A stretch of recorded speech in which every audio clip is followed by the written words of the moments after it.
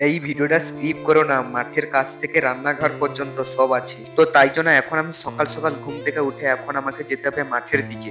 তাই আমাদের বাড়ির সামনে এই যে জমিনগুলো দেখতে পাচ্ছি, এখানে সব ধান লাগানো কমপ্লিট হয়ে গেছে। তাই আমিও যাব আমার জেডেক্স ট্রেনারটাকে নিয়ে মাঠের, আজকে মাঠের ধান জমি ল্যাঙ্গল করা হবে। সেই ল্যাঙ্গল করা জমিনে আমাকে মই দিয়ে সই করতে হবে। তাই জন্য এখন আমি মাঠে চলে এসেছি, আর মাঠে এখন ল্যাঙ্গল করা চলছে। ল্যাঙ্গল করা কমপ্লিট করে এই যে মইটা দেখতে পাচ্ছ, এই মইটা দিয়ে এখন আমি টানবো। ল্যাঙ্গল করলে যেই মাটিগুলো অবড়া ফবড়া হয়ে থাকে, টানলে সই হয়ে যাবে পুরো। সেই জন্য এখন আমি মইটা দিয়ে টেনে সই করে দিচ্ছি পুরো জমিটা। এখন মাঠে পুরো মই দিয়ে পুরো জমিটা সই করা কমপ্লিট হয়ে গেছে। কমপ্লিট করে একটা বন্ধুর বাড়িতে এসে বসে জল খেলাম, এখানে টুকটাক কথা বলে একটু মনটা ফ্রি করে এখন আমি বাড়িতে চলে এসেছি। আর আজকে বাড়িতে এসে যখন দেখি বাড়িতে মাংস নিয়ে এসেছি, তাই জন্য এখন আমি মাংস রান্নার পুরো প্রসেসটা দেখাবো। আমিও রান্না করতে জানি মাংসটা। এখন পেঁয়াজটা দিয়ে টমাটোমটা দিয়ে কষানো চলছে। এখন লঙ্কা গুঁড়া আদা রসুন গুলো সব দেওয়া কমপ্লিট। এখন মাংস দিয়ে দিয়েছে। যাই বলো, কষা মাংস কিন্তু টেস্ট আলাদা হয়। সেই জন্য আমি এক পিস কষা মাংস নিয়ে এখন একটু ছাটিয়ে দিচ্ছি। আর মাংস খাওয়া কমপ্লিট করে এখন আমি স্নান করে চলে এসেছি।